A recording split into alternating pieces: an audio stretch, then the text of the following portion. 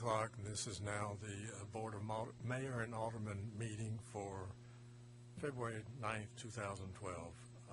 We'll start by rising for a moment of silent prayer, followed by the Pledge of Allegiance, and I'd like to invite the scouts to come down here and lead the Pledge of Allegiance, if you will.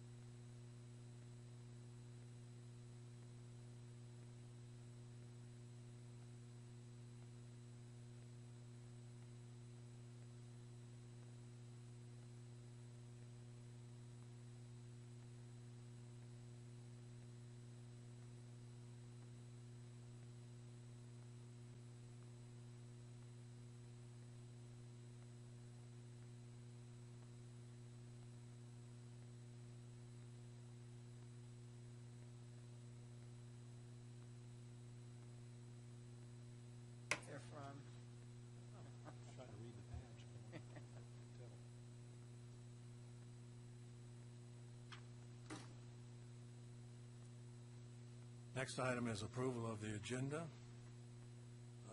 Once again, it's fairly short. Approval of the agenda is written. Second. Mayor, could I suggest we move the, particularly, I guess,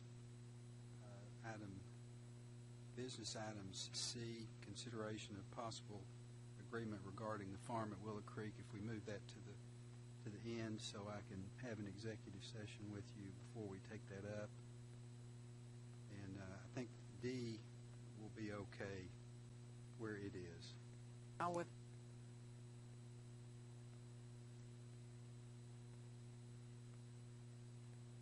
Right. All right. New motion? Motion to approve the agenda with as amended. As amended. Second. All in favor say aye. Aye. Next item is mayor's report. I don't have much to talk about tonight. Anybody else have anything? Thank everyone who attended the Farragut Folk Life Museum, the reopening of our museum. We had a really nice crowd that night, and we appreciate everybody that came. And if you haven't seen our new area with new flooring and walls and new material in the museum, you're welcome and invited to come. Hear, hear. Next item is Citizens Forum. Do we have anybody? I have no one this evening. Okay, next is approval of the minutes of January 26, 2012.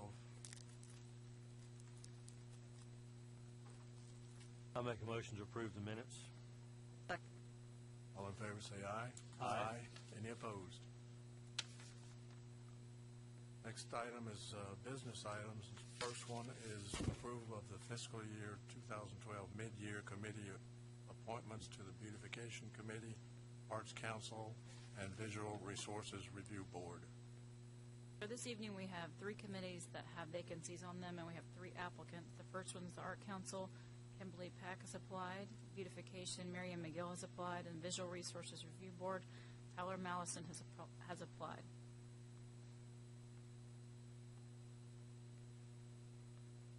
Now, where does this put us on our quotas of members? That will fill the last vacancy on the VRB. I believe the Arts Council, that's an unlimited group. And the Beautification, I think we have 2 positions available. So we have 1 applicant for that position, or for that committee. There's 5 positions available. I just ignore it. So we could use a few more. That's what I get for cutting and pasting, I think. Okay. But we could use a few more. Is that what you're saying on beautification? You can always use more on all those committees. But we have 1 available for the VRB, and that's the one that's limited at this time. Take these as a group or individually? What's your pleasure? Good with the group. I think they look like all three well-qualified folks. Is that a motion? I'll go ahead and make the motion to approve the individuals as listed for the committees as listed. Second it. Favor say aye. Aye. Any opposed? I'd just like to make an observation. If I understand correctly, these are the only applications we have for these positions. Correct. So, we hear there's a lot of opportunity for people to get involved in the community and serve and have a part in how things go in the town. And it seems we hear people complaining about things happening behind closed doors and nobody being able to participate, and yet no one shows up to participate. So just want to make that observation and thank the folks who have volunteered to serve. We've already begun taking applications for the next fiscal year for committees. So if anybody's interested, it's on the website, and you can pick up an application at the office. Excellent.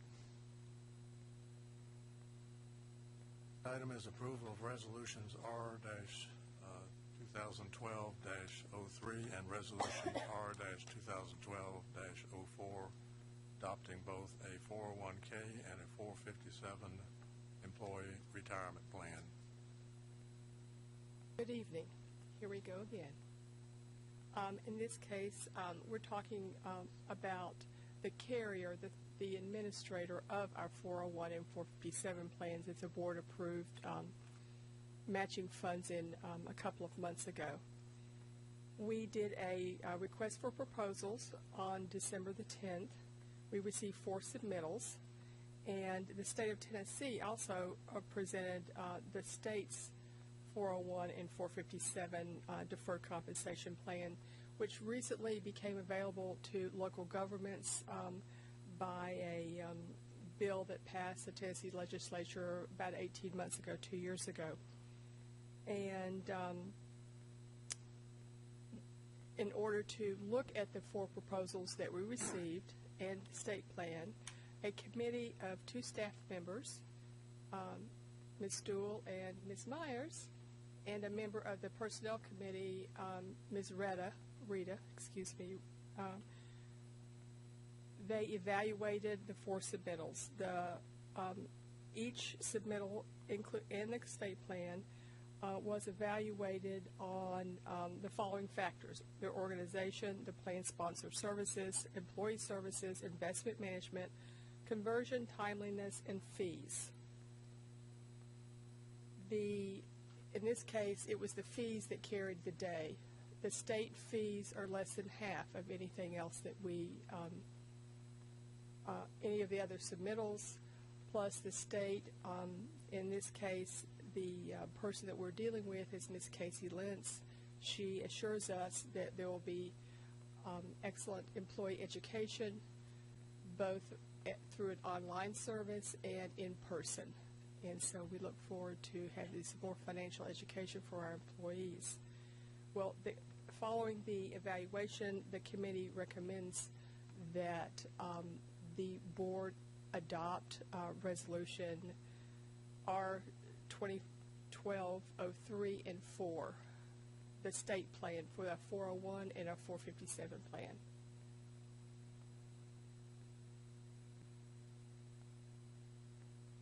I believe you'll see at your desk, I did leave with you a summary of what has been previously approved by the board. This is the plan as we have it. What we're asking is that the state plan, which is summarized in this sheet at your desk, be adopted. And as you see, the state plan, although it's a small number of choices, it does have all the, I guess you would say, classes to invest in are represented through the state plan, including life cycle funds.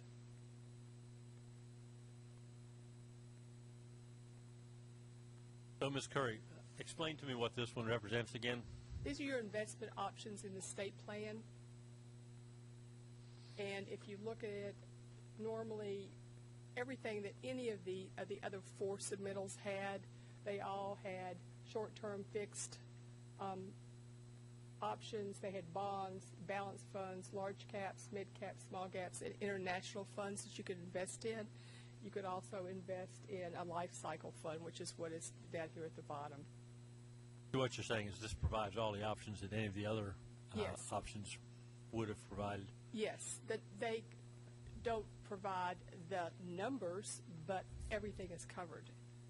And they met with us, Casey Lance and a member from Great West, which is who the state has hired through an RFP also. Actually, it's in July, so it's kind of fortuitous for us, to manage their plan. And they met with us, and we feel we were very impressed with the amount of attention they give to what they offer.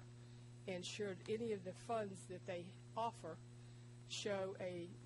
start lagging in performance or something like that, they will replace them with a similar type fund. So if it's a large cap, you'll get another large cap, so that there's a balanced offering of fund choices.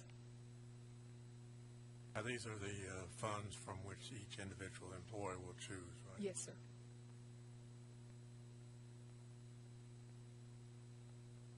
Well, I just have to say that during my tenure on this board, I've been impressed with the state of Tennessee, their fund management, and the job they do. I think this is not surprising, given what I know about them. This is sounds like a good thing, and I would certainly be in favor of it. If you had a feel for why the fees would be so much less than the other applicants. So you It's said, I believe you volume. said it was about less than half. That's a Right. pretty significant difference. It's the volume of money that the state has in their plans.